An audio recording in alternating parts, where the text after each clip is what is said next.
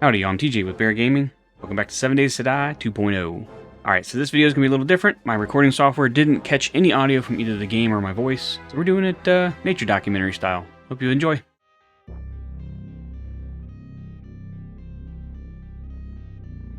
Welcome to the harsh, unrelenting wilderness of Novezgin, where life clings to existence by duct tape and sheer willpower.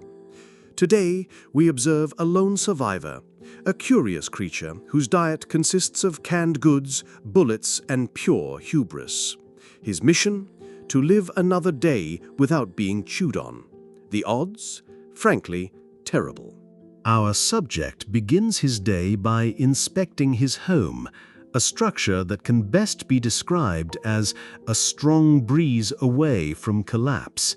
He checks his crops, whispering prayers to the plant gods, fully aware that one wrong move could reduce his entire food supply to garnish. This is the calm before the storm, a storm filled with zombies, bad loot, and worse decisions. Mounted upon his trusty mini-bike, a roaring beast of 2 wheels and low self-esteem, our survivor sets off toward an abandoned building he uses as a factory. The goal? To feed the forge and collect water. The mini-bike growls as if to say, "I'll break down the moment you need me most." Look closely, and you can almost see his sense of optimism, right before reality slaps it off his face. The survivor arrives a trader wrecked, a being who embodies disappointment in human form. His wares? Trash. Utter trash. And so, our adventurer migrates toward Trader Bob in the desert, a track based on nothing but blind faith and crippling leet addiction. The desert, a land where dreams go to die, usually along with the survivors who wander into it. But nature abhors hope, and so it sends its enforcers, zombies and plague spitters, armed with nothing but rotting flesh and a passion for ruining your day. Our survivor responds with panic, wild swings and questionable accuracy. And yet, somehow, against all odds and common sense, he lives. Evolution truly is a mystery. The call of the wild, or rather, the lure of better loot, draws him into the frozen north. Unfortunately, our genius forgot to pack for the cold, proving once again that intelligence is optional in the apocalypse. After tasting hypothermia and regret, he slinks back home for a frostbite smoothie, a drink that, much like his life choices, is both fruity and questionable. Smoothie in hand and optimism restored, he returns to the snow biome to face the Frostclaw, a beast of ice and pure hatred. The Frostclaw, proof that God hates fun. It towers over him like a walking tax audit, and yet somehow he prevails by consuming enough smoothies to make a tropical resort jealous. The hunt leads him to an abandoned outpost, a charming fixer-upper crawling with the undead. Our survivor storms in like he owns the place, promptly realizing that he does not, in fact, own the place.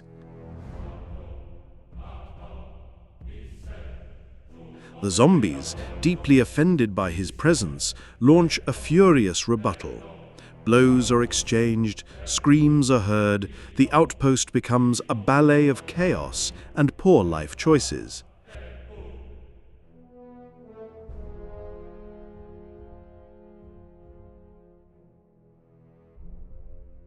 And the prize for this heroic effort?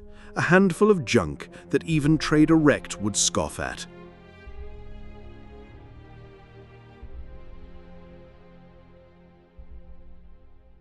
The reward? A badge that says, "Congratulations, you can now freeze slower." Truly worth almost dying for. Just when all seems lost, salvation plummets from the heavens.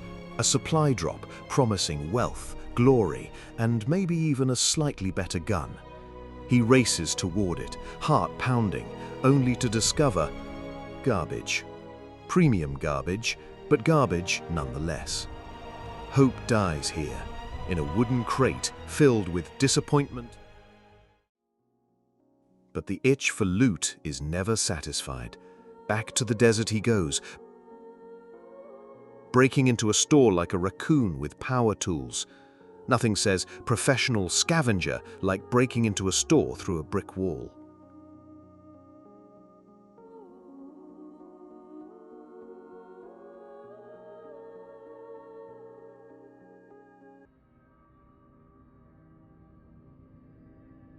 Inside waits a feral zombie, nature's way of saying, "Stop stealing, idiot."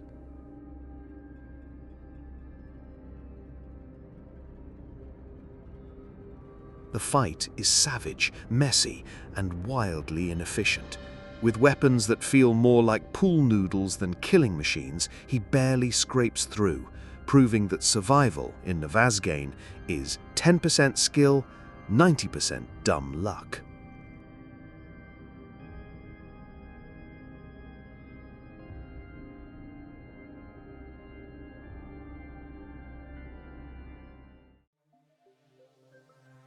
As darkness falls and the dead grow restless, our survivor retreats to his ramshackle nest. He dreams of better loot, better weapons, and a world where smoothies aren't a medical necessity. Will tomorrow bring triumph, or will stupidity finally claim him? Subscribe to find out.